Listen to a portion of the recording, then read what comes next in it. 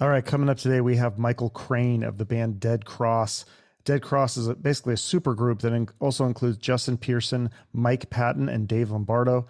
Justin and Michael were both in the band Retox, and all four of these guys have been in tons of different bands. They're all very talented musicians. And Michael's here today to tell us all about Dead Cross, plus his health issues, the future for Mike Patton, and more. Just a note on this episode, there are some distractions in the interview, but unfortunately, that's just the price of doing interviews on Zoom. So please be patient with that. Michael Crain coming right up.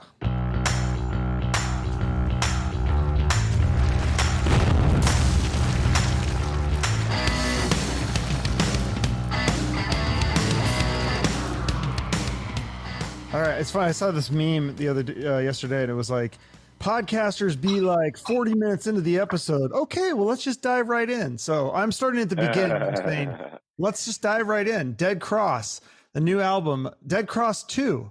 It's not the most clever title, I got to say, but the music is it's out there. I mean, it's all over the place, right?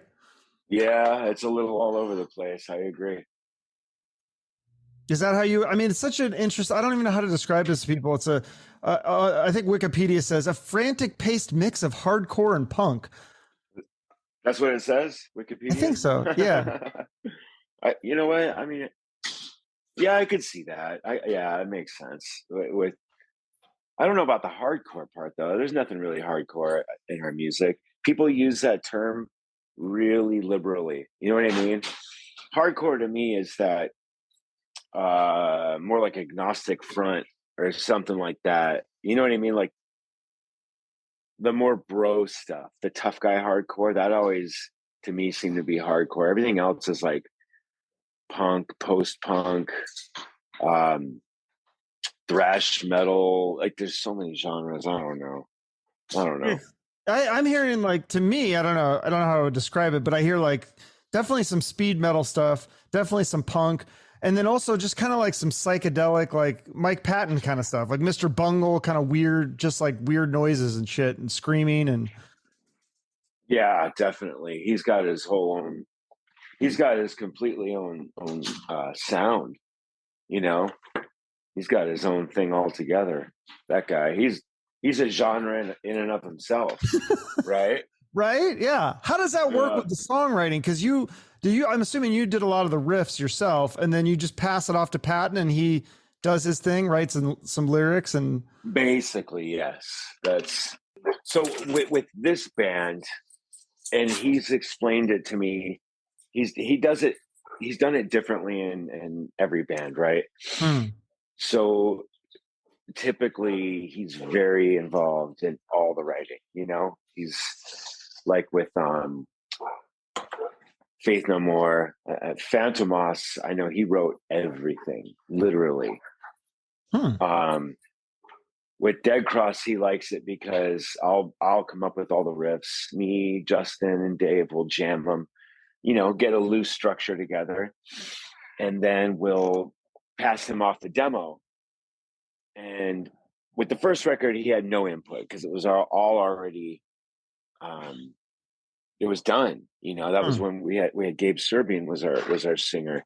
So with the first record, he just got like finished songs, literally.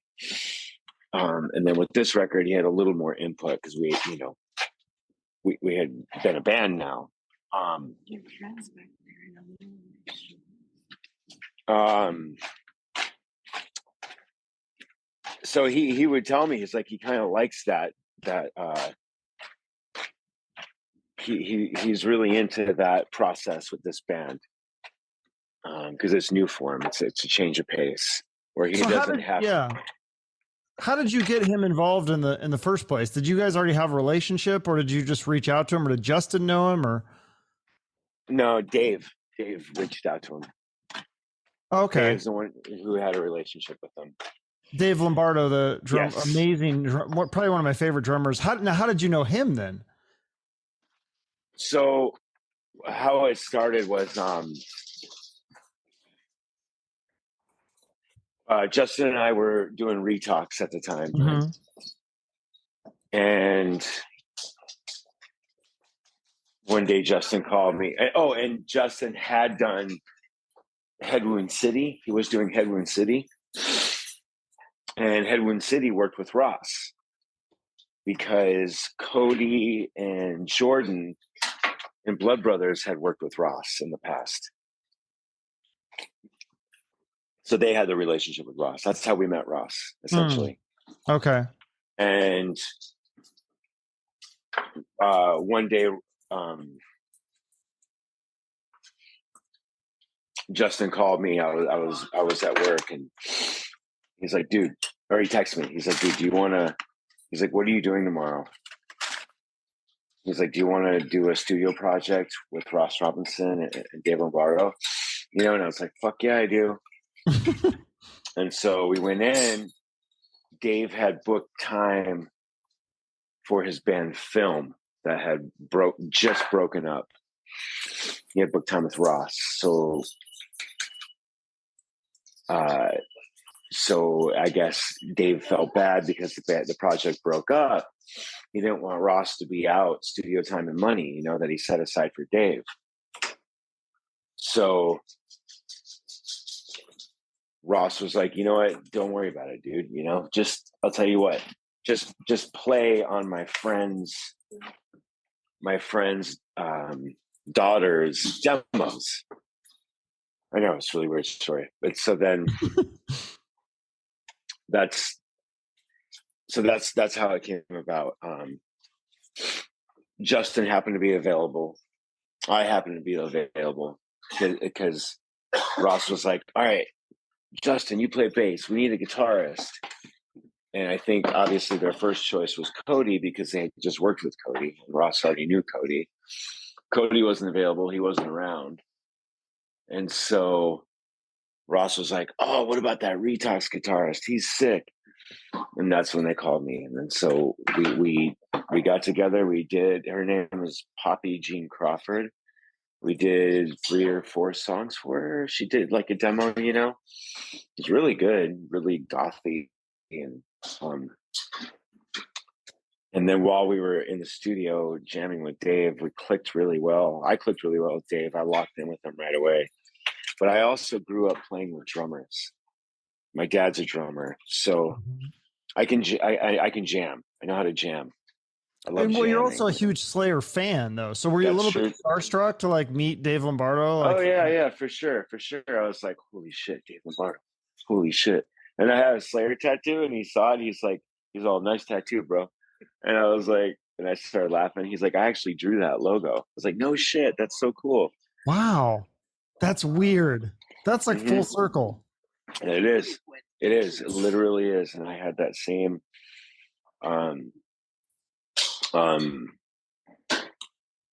I had that same thought. I was like, God, if my 16-year-old self could see this, you know what I mean? Like it would fucking mind blown, you know? Have you had a lot of those moments throughout your musical career? I have had, yes, I have had a few. Absolutely. Yeah. Where I was like, really, this is incredible, you know? Yeah. Not only that you get to meet them, but you get to actually play with him. I mean, because I get to do the podcast, so I get to meet some really interesting people, but I don't get to create something with them. That would be a totally different level. Yeah. Yep. Absolutely, man. There's been several times where I'm like, it's like, fuck, I'm on a tour bus with Patton and Lombardo, and we're going to headline a stage at Hellfest, which that was like the highlight of my career thus far, honestly. That show in particular, that tour, I was like, this is the fucking dream. This is incredible. That's really cool. Yeah. And I think it was probably like, it was in one of the big tents. So I don't know the capacity, but it was like overflowing with people for sure. So, but anyways, for me, that was a big deal.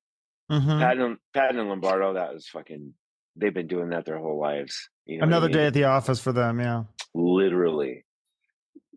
You know, I remember also, this is an interesting story.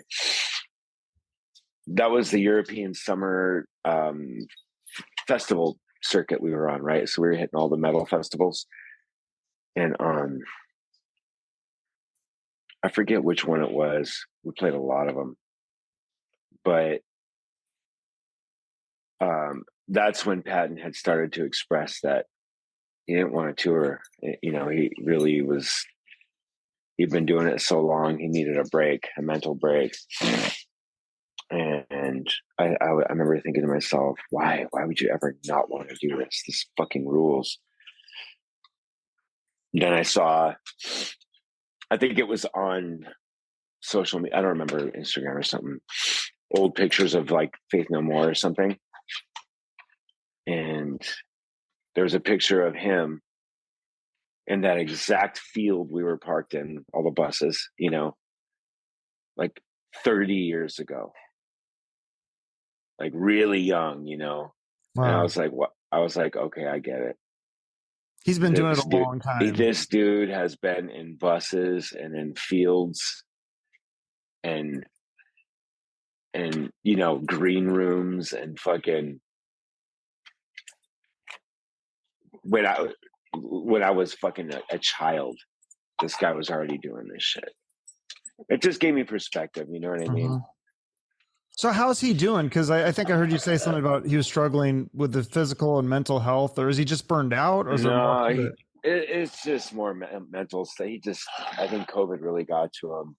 COVID exacerbated any other underlying pre-existing stuff he had going, you know, like it did for a lot of people. So he's that's interesting. So it didn't, because if it sounds like if you wanted a break, I mean, that would have been the chance to have that break. Yeah, but the isolation and stuff, I think, is what really took him. So he just didn't have as much access to people. No. Because he seems like kind of more of a loner, like maybe like he is. A couple close friends or a girlfriend or. Yeah. Hold on, it's my dogs. Hold on. Hey, you guys. Hey, let's go play outside.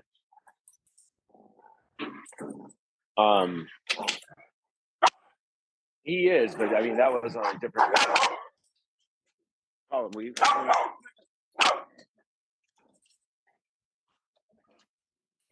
yeah, I mean, I don't know. We're talking about something I don't know. You know, that's I wouldn't be able to get into details on it, obviously, because I don't know. Yeah. So what's the status then? Obviously, you guys are not having any tour dates or anything because he's just not feeling up to touring at this point. Correct. That's it. So you're just doing promotion for the album. Then would you do touring? That's it. Yeah. With your, are you going to do touring with any of your other bands? Yeah, I'm playing lead guitar and fiddler right now, so that's keeping me busy. And I have other passion projects. You know, I've always got a band or two. Then I got Cowards. We recorded that album. We haven't put it out yet. What else? We got another new project. We don't have a name for it yet. That's enough right there. I'm trying to not do so many bands, honestly. Are you able to do it as a full-time thing, or do you have to do other stuff on the side to help pay the bills? I have to do other stuff on the side. It depends how much I'm touring. When Dead Cross is active, I don't need to do anything else. Oh, okay. Yeah, that's cool. Yeah. Well, so let's talk about the album. It's Dead Cross 2. So some of these songs were actually completed in 2018, right? And then others were riffs that you had just collected since then? Yeah. Some of the songs were completed in 2018, but we rearranged them completely with Ross. He was very involved in the arrangements, in the writing. And yeah, the material we were short, we went through my phone and just grabbed riffs and parts and, you know, Frankenstein together other songs and did some writing in the studio. We do that a lot with Ross.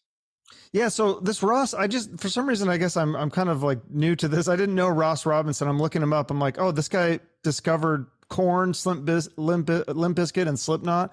I'm like, how have I never heard of this guy before? Like, and he must be a really good producer and arranger. He's a really good fucking producer and arranger. Oh yeah. I think if you were around in the 90s and in the metal more, you would definitely know who he was, you know. But he's done The Cure. He did At the Drive-In, um, Sepultura.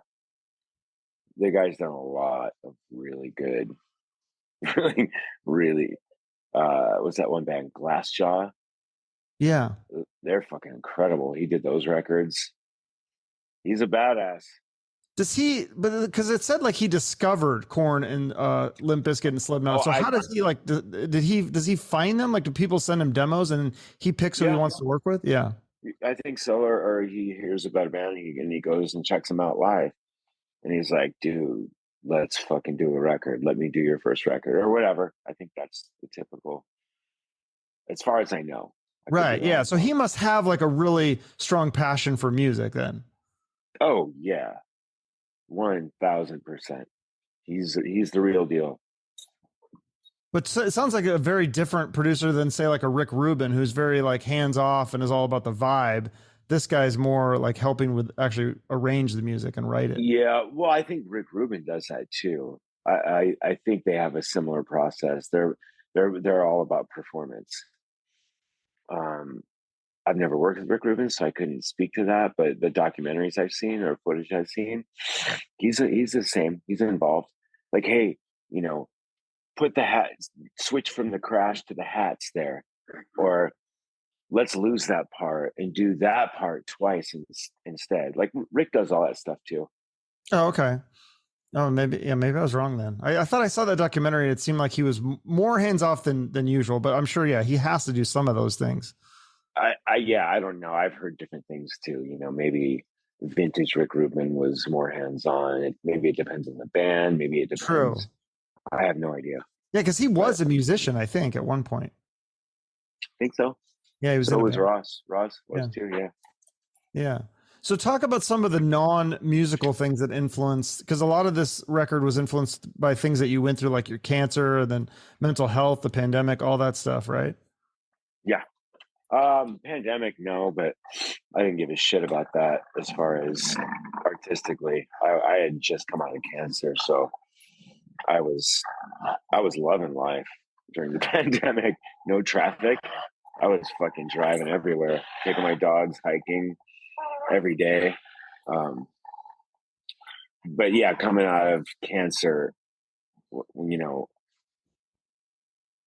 so this is the timeline.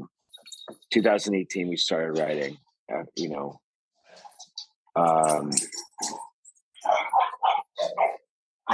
everyone got busy. I had my other project called Cunts. So we started doing that. I produced that.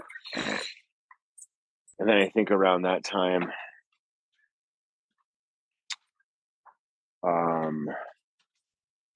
Mike and Dave did that Bungle record. And let's see, 2018, that was going on. 2019, okay, 2019. I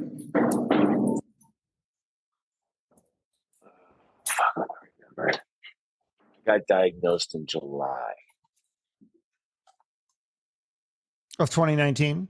Yeah, treatments were started in October, and they ended Thanksgiving. The treatments were really brutal. I thought I was going to die from those.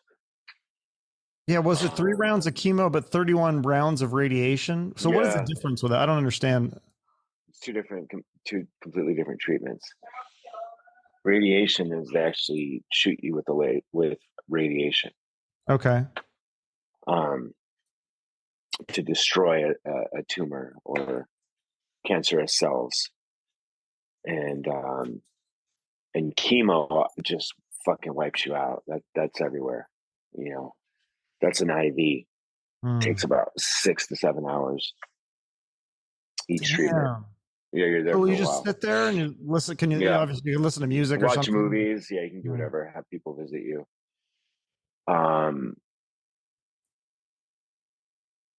let's see. So yeah. So anyways, um, I mean, I just threw up for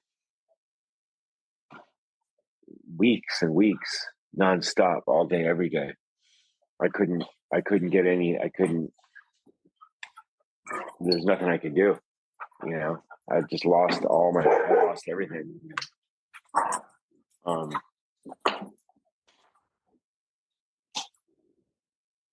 I'm sure, okay, trying to remember, and I'm trying to keep these dogs quiet at the same time. Yeah. So then after that, so yeah, during treatments when I thought I might die, I also when I realized I was going to recover and I was going to be okay, and I was just like, well, I don't know if I willed it, but I was like, you know what, fuck this, I'm not dying from this shit. I want to play music with my friends. I want to finish that record. I want to see it through. So that's when I got towards the end of treatments, that's when I reached out to everyone and I was like, let's do this. And they were like, dude, are you sure? Like, how you're, really? Are you okay? And I'm like, I don't fucking care. Let's book studio time and finish the record. So that's what we did. And we started in December, right on the heels of my treatments. I was still sick. I was still in pain. But yeah. So music, I mean, it helps save you though. This album like really like kind of saved your life. It gave you something to look forward to push you. Exactly. Yeah. Yep. Exactly. Yeah. So that's what happened. And then we got together, and it was that's what really helped me recover. That's what sped up my recovery. Got off the pain meds, got off everything. You know, I just stood there in fucking pain in that studio every day and tracked and wrote and arranged and rearranged and take after take after take. Yeah. Yeah, how does that work? So you just push through the physical pain, because I know you have a history with substances, so you have to be careful, Uh-huh. right? You don't want to take too many pain pills because then you can get addicted and stuff. So you just have to kind of tough it out. No, no, no, no, no. I've had to take a lot of pain medication for surgeries. You don't have a choice. Yeah, yeah. Um, I mean, I'm active in a 12-step program. I fortunately haven't had that problem yet where I was like, oh, hooked again, Mhm. just take them as directed. And when it's time to get off them, you get off them. That's Because you had to get off them when you were recording, right? it. You were off them at that point, so you just had to. Why? No, no, no, no. No. I was getting off them while recording. Ah, okay. Yeah. So phasing it out. So that helped you phase it out, though. Yeah. It still isn't completely unpleasant and horrible, but yeah. Yeah, that's crazy. So how does Yeah. that work? Like, if you're a musician, like, do you have health insurance, or how? Do I you do. just? Yeah. I have to pay for it myself. It's Oh, private pay. okay, Yeah. that's freaking expensive. Yeah. And Yeah. then It do they is. still give you a bunch of bills, or was it covered 100%? No, I got it all. I still had my premium. I still had a monthly bill, but I got a lot of charity care. And yeah, they were good. It was, if I didn't get all the help, it is insanely expensive and brutal. There's no way. Mm-hmm. There's absolutely no way. Chemo and radiation are really fucking expensive. Mm. Yeah. So then you get through that. So has it changed your perspective on life at all? I mean, it must have Yeah. changed some things. Yeah, but it's hard to keep the perspective changed. You know what I mean? Hmm. Coming out of that, yeah, you're like whole new lease on life. Never waste Yeah. a moment. But then life catches up and bills and things, and eventually the perspective starts to kind of drift a little bit. You know what I mean? Mm-hmm. Gotcha. Yeah. So if you No, think back to that, but though. still, like that you could be grateful. Yeah, you be like try to stay as grateful as possible and not waste any time you have. because you don't know when your time's going to be up, really. Absolutely. No, that's cool. Yeah. Well, I hope you guys are able to do some shows. Like, I think that would be So do I. that would be cool. Especially if that's like, that could be a thing where that could be your main moneymaker at a job. That sounds like a fun job to tour with Dead Cross. Best job ever, yeah. Is that the most fun you've had in a band? I don't know. That's a lot of fun, yes. But dude, I've been in bands my whole life, so you know what I mean? They're all different experiences. Yeah, It's so many.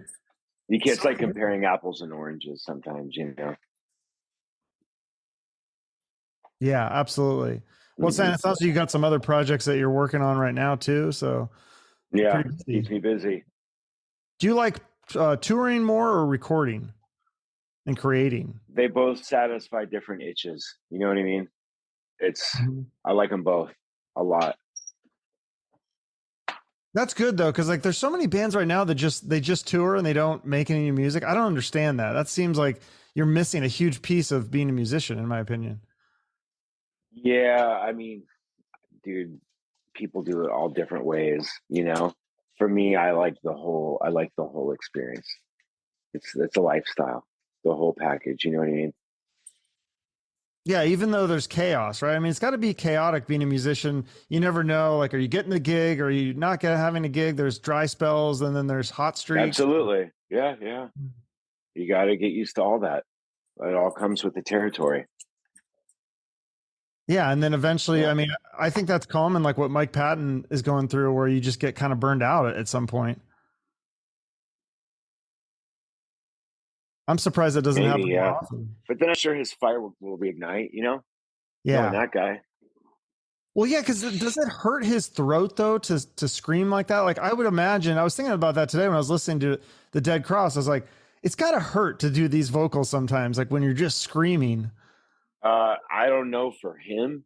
I can't speak for him, but I know when I scream, it hurts. I can't do that very long. But he's also Mike Patton, so true. There's that. Yeah, like I mean, I know like Steven Tyler can still sing pretty on point, and he's getting up there in age, and he still sounds pretty good. So there's some people who are just freaks. Some of those guys, man, are fucking great at it.